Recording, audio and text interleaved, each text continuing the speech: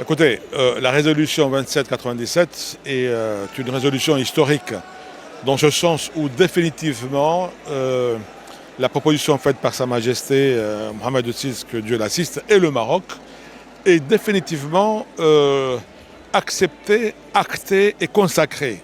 Sur le plan du droit international, il n'y a plus rien à dire. On parle de l'après-résolution 2797.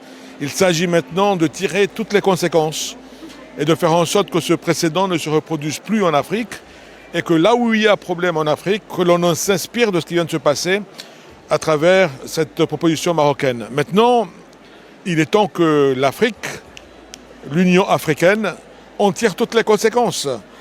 Et la première des conséquences, c'est l'expulsion du Polisario, de cette pseudo-RASD, parce qu'elle n'a aucune base légale dès lors que tous les pays du monde, à travers cette résolution, le Conseil de sécurité, ont clairement affirmé que la question de la souveraineté marocaine sur le Sahara est définitivement réglée.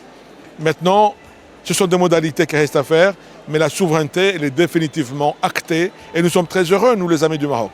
Naturellement, moi et les collègues ici présents, qui sommes des frères amis du Maroc, avons entrepris depuis quelques années à œuvrer pour que, à appuyer naturellement, on n'est pas en exercice mais en œuvre pour que la diplomatie de Sa Majesté Mohamed VI, mise en œuvre par, il faut le dire, Nasser Bourita, qui fait un excellent travail, puisse aboutir à ce que nous nous attendions. Et voilà que nous sommes arrivés là où on espérait. Maintenant, on doit continuer à œuvrer pour qu'enfin, il y ait expulsion de cette pseudo-institution qui n'a aucun fondement, ni historique, ni légal, sur son existence.